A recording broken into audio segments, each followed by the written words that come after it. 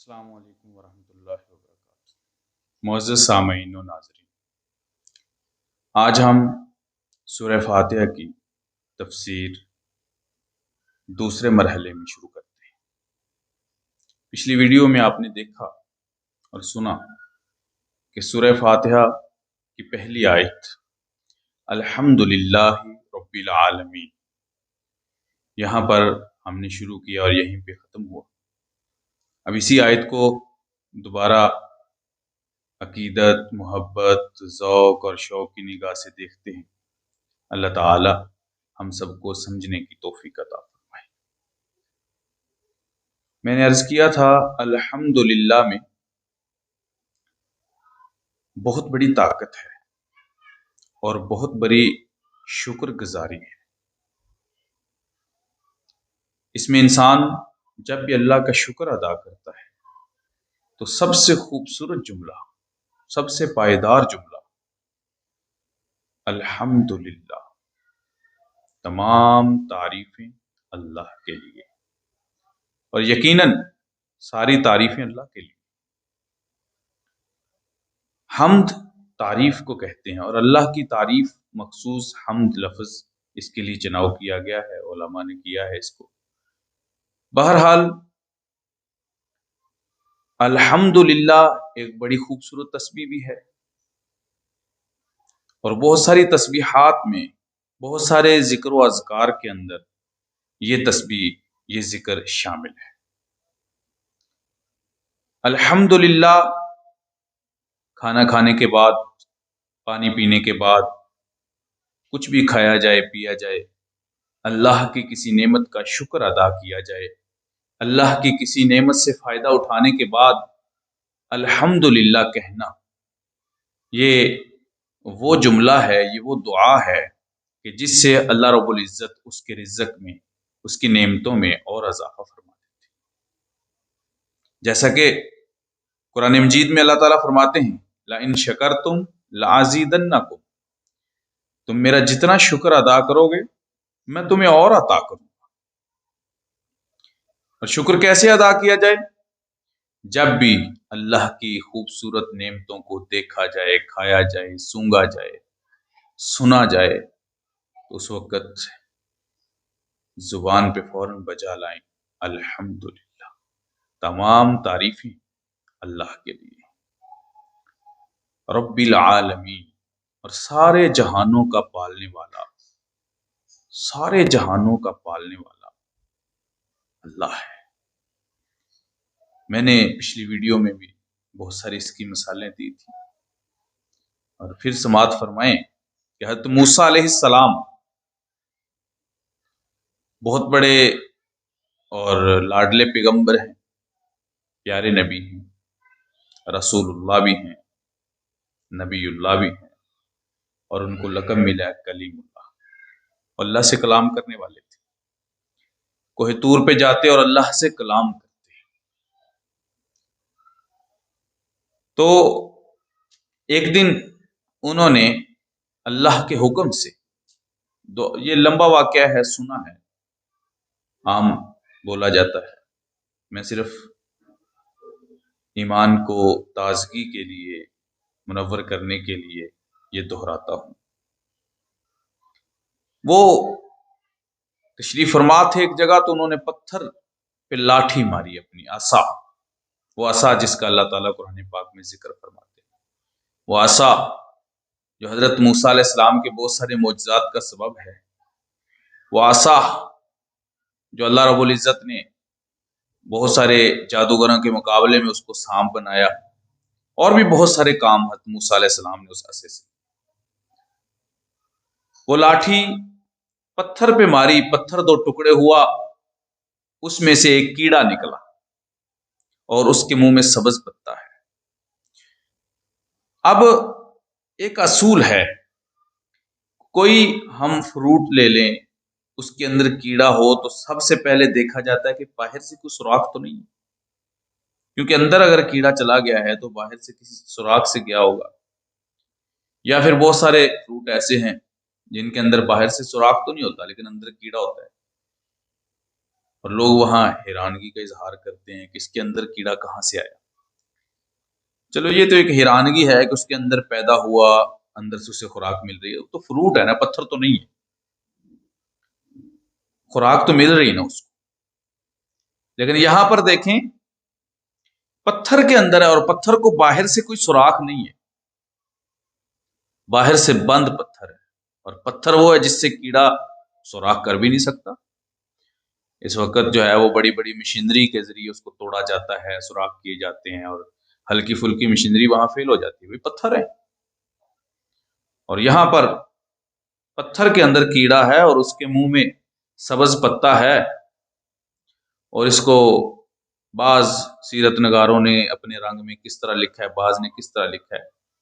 حقیقت یہ ہے کہ یہاں پہ بات مختصر ختم ہو جاتی ہے کہ موسیٰ علیہ السلام کو یہ اللہ تعالیٰ بتانا اور فرمانا چاہتے تھے کہ میں جب سارے جہانوں کا پالنے والا ہوں تو پتھروں کے اندر جو کیڑے ہیں ان کے منہ میں بھی سبزہ دینے پر میں قادر ہوں، اور یقیناً اللہ قادر ہے۔ جس کا اس بات پہ ایمان نہیں ہے کہ اللہ قادر نہیں ہے معاذ اللہ کسی بات پہ، تو وہ تو دائرہ اسلام سے نکل جائے گا۔ اور یہ یقین دل کے اندر آ جائے کہ میرا رزق اللہ کے پاس ہے، اور اللہ ہی رزق دینے والا ہے، اللہ ہی اس بات پہ قادر ہے، اور جو میرے نصیب میں لکھا ہے، اللہ رب العزت نے جو جس انسان کے نصیب میں جتنا رزق لکھا ہے وہ کھا کر دنیا سے جائے گا۔ بلکہ ایک حدیث پاک ہے جس کا مفہوم ہے کہ حضور نبی کریم صلی اللہ علیہ وسلم نے ارشاد فرمایا کہ رزق انسان کو اس طرح تلاش کرتا ہے یا انسان کے پیچھے اس طرح دوڑتا ہے جس طرح موت۔ اب موت ہر انسان کے مقدر میں ہے، مرنا ہے، جانا ہے، کوئی باقی رہنے والا زندہ رہنے والا نہیں ہے، اور اس نے وقت پہ آ جانا ہے، وقت کا آگا پیچھا بھی اس میں نہیں ہے۔ این اسی طرح جب موت جو ہے وہ آئے گی تو رزق بھی جتنا اس کے نصیبوں میں لکھا ہے وہ اپنی زندگی میں کھائے گا، اور رزق وہ کھا کر جائے گا دنیا سے۔ یہاں پر ہمارے گاؤں کا ایک واقعہ ہے، معروف واقعہ تو نہیں ہے اور معروف بات بھی نہیں ہے اتنی، ہمارے دیہات کے لوگ جو اس وقت بھی مجھے سنیں گے شاید ان میں سے بعض کے علم میں یہ ہو۔ محمد اسلم غالباً نام تھا ان کا، ارائیں فیملی سے اس کا تعلق تھا، رندھاوا فیملی، غالباً یہ اسی فیملی سے ہے۔ تو ہمارے گاؤں کے تھے، 62 ہیں۔ وہ رات کو میں نے جو سنا ہے، واللہ عالم اس سے آگے پیچھے بھی ہو سکتا ہے کیونکہ میں وہاں تو نہیں تھا اس وقت، گاؤں میں بھی نہیں تھا، میں جنازہ بھی ان کا نہیں پڑھ سکا، میں یہیں تھا، اور مجھے پیچھے سے جو لوگوں نے بتایا وہ آپ کو بتانا چاہتا ہوں کہ انہوں نے رات کو اٹھے اور اٹھ کر اپنی بیگم سے، اپنی وائف سے کہا کہ مجھے بھوک لگی۔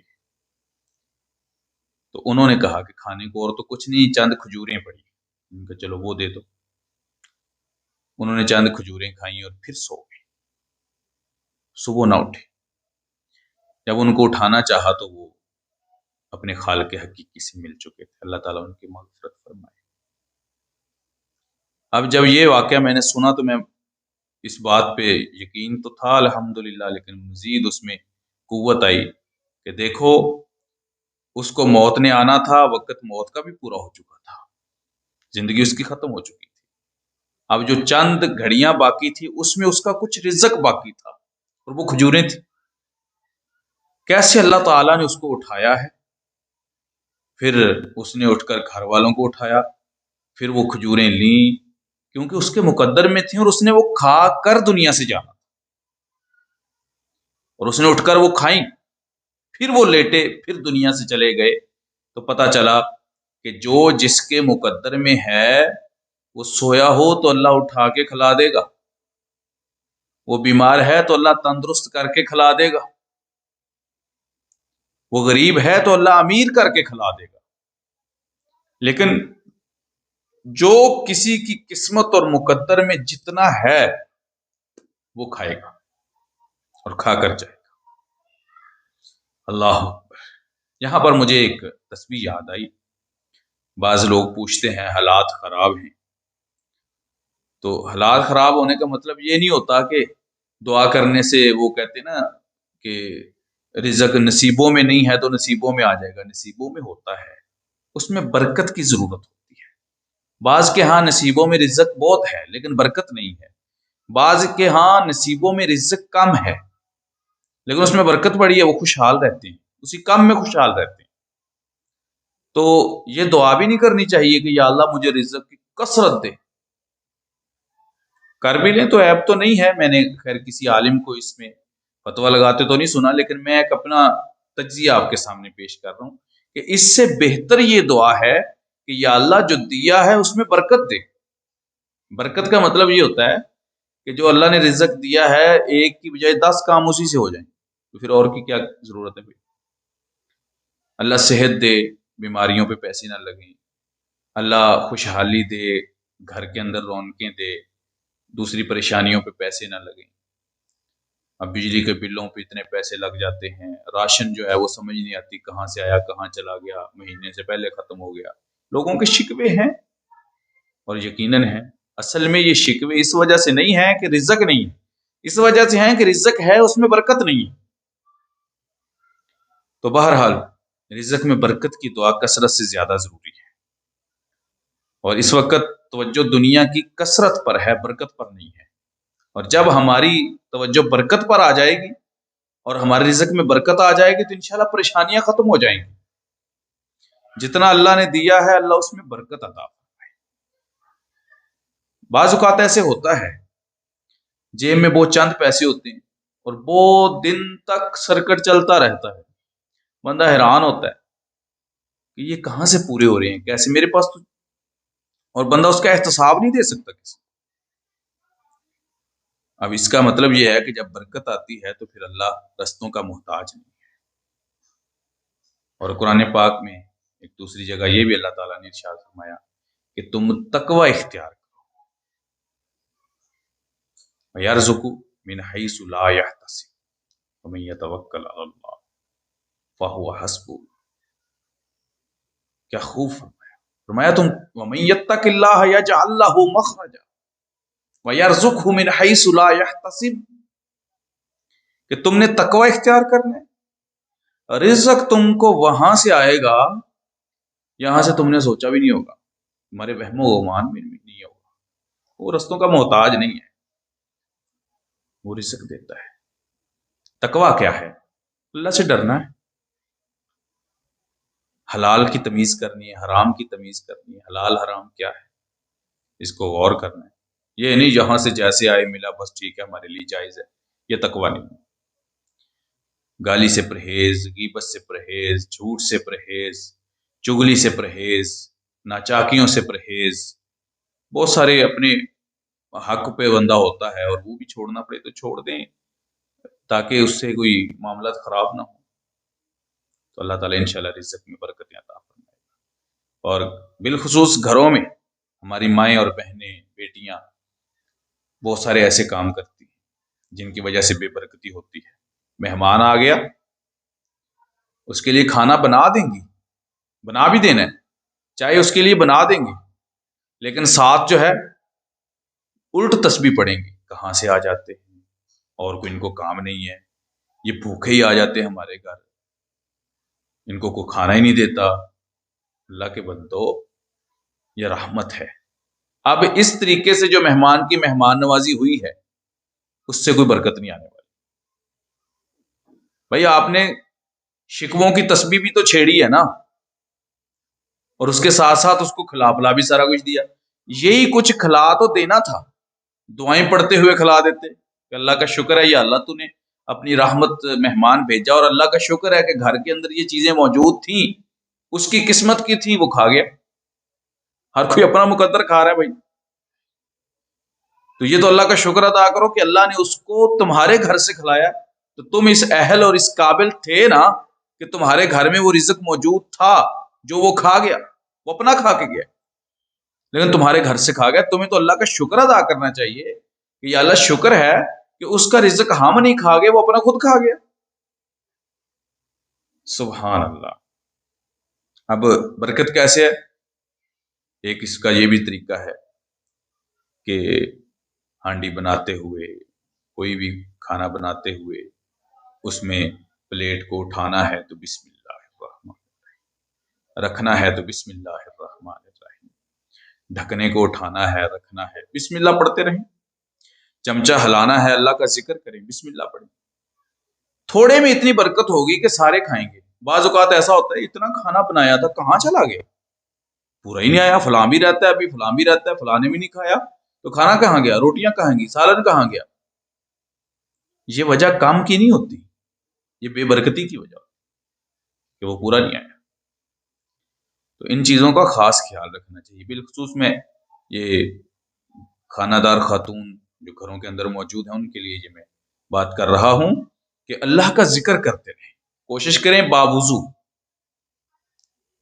اور کسی بھی حالت میں ہے باوضو ہو کر کھانا بنائیں، خوشی سے کھانا بنائیں، نیک نیتی سے کھانا بنائیں۔ یہ نہیں کہ یہ مصیبت میرے اوپر آ گئی اب میں نہیں کرنی اور کون کرے گا۔ مصیبت جب اسے سمجھیں گے، بنائیں گے بھی آپ، مصیبت بھی سمجھیں گے، اس کا آپ کو کوئی ثواب بھی نہیں ملے گا، اس میں برکت بھی نہیں ہوگی۔ اور اگر آپ اس کو اللہ کی نعمت سمجھیں، اللہ کا شکر ادا کرتے ہوئے بنائیں کہ یا اللہ شکر ہے کھانا میں بناؤں گی، سارا گھر کھائے گا، اور یا اللہ اس کا مجھے اجر دینا، تو یہ صدقے کے ضمن میں لکھا جائے گا، حالانکہ پیسہ اس کا خرچ نہیں ہوا اور دوسرے تیسرے معاملات اس کے نہیں ہوئے، اس کے باوجود صرف بنانے کی وجہ سے، کھلانے کی وجہ سے اللہ اسے صدقے کا اجر دے گا۔ گھر بیٹھے بیٹھے صدقہ، ہم صدقے کے لیے باہر سے لوگ ڈھونڈتے ہیں، کوئی آئے تو اسے صدقہ دے، یہ لے 100 روپے کسی کو دے دینا۔ بھائی سب سے افضل صدقہ ہے اپنے گھر والوں پہ خرچ کرنا۔ تو ایک پکانے والی خاتون کے لیے بھی تو ہے نا کہ اپنے گھر والوں کے لیے پکائے تو اس کو کتنے صدقے کا اجر ملے گا، لیکن نیت اچھی کرے، دکھی ہو کر نہ بنائے، مصیبت سمجھ کر نہ بنائے، تو انشاءاللہ اللہ برکتیں عطا فرمائے گا۔ ہمارے ایک بہت بڑے عالم، تو میرے استاذ بھی تھے، اللہ تعالیٰ ان کی حفاظت فرمائے، تو آج کل مشکل حالات میں ہیں، اللہ تعالیٰ ان کے لیے آسانی والا معاملہ فرمائے۔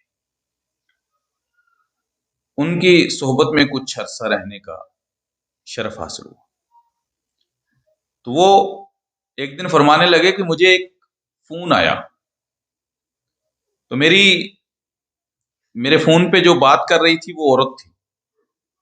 اس نے کہا مولانا صاحب ایک مسئلہ پوچھنا ہے، کیا؟ کہ میرا خاوند، یہ آج سے تقریباً 12-15 سال پہلے کی بات ہے، ہم چھوٹے چھوٹے تھے اس وقت، فرمانے لگے کہ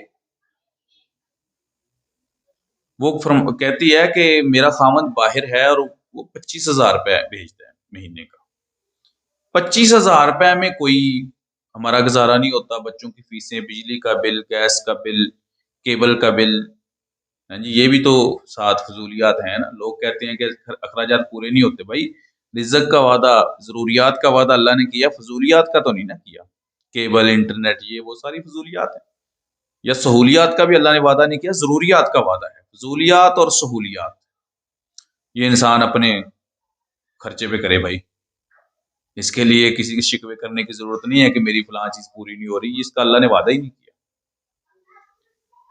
بہرحال بات مختصر کہ فون آیا اور کہنے لگی کہ وہ 25,000 روپے بھیجتا ہے، گزارا نہیں ہوتا۔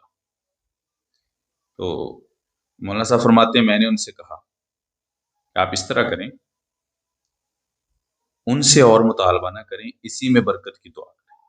یہ کیا کروں میں؟ کہ جو فضولیات ہیں، جو گناہ ہیں، کیبل، انٹرنیٹ، جس سے بچے بھی تربیت بھی خراب ہو رہی ہے اور جو یہ کوئی ضروریات میں بھی نہیں ہے، اس کو ختم کریں اور نماز شروع کریں، نماز باقاعدگی سے پڑھیں، بچوں کو بھی پڑھائیں، قرآن مجید کی تلاوت کریں۔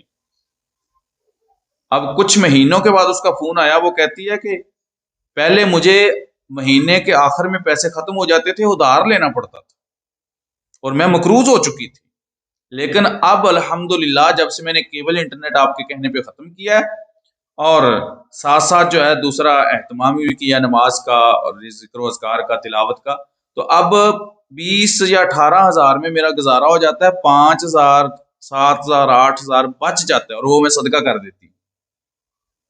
پیسے تو وہی ہیں، معاشرہ بھی وہ ہے، مہنگائی بھی وہ ہے، سارے معاملات وہی ہیں، لیکن اندازہ لگائیں آپ کہ کتنا اللہ تعالیٰ کا فضل ہے برکت پر۔ اس لیے اللہ کا فضل تلاش کریں اور برکت تلاش کریں۔ اللہ سارے جہانوں کا پالنے والا ہے، وہ پالتا ہے اور وہ برکتیں عطا کرتا ہے۔ اللہ تعالیٰ میرے آپ کے سب کے رزق میں برکت عطا فرمائے۔ اللہ دوسروں کا محتاج نہ بنائے، بس یہ دعا کرتے رہا کریں۔ اللہ مقروض نہ بنائے، اللہ جتنے بھی مقروض ہیں ان کے قرضے کی ادائیگی کا ذریعہ بنائے۔ تو بہرحال آج یہیں پر پھر اکتفا کرتے ہیں اسی آیت پہ۔ کوشش تو تھی کہ آگے چلیں گے، لیکن کچھ باتیں اس طرح نکل آئیں کہ برکت کی طرف آ گئے ہیں۔ آخر میں ایک ذکر بتاتا ہوں، ایک وظیفہ بتاتا ہوں، غور سے سنیں۔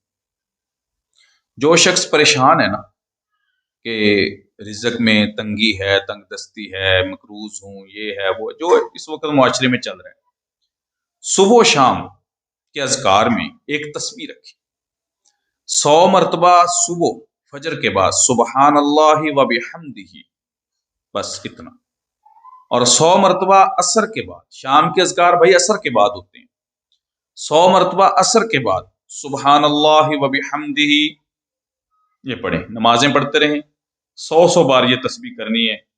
اگر زمین کی نچلی تہ میں بھی آپ کا رزق ہے تو اللہ باہر نکال کے آپ کو عطا کر دے گا اور اس میں برکتیں عطا کر دے گا اور ساری پریشانیاں ختم کر دے گا۔ اللہ تعالی ہم سب کا حامی و ناصر ہو۔ وآخر دعوانا ان الحمد للہ رب العالمین۔ اللہ حافظ۔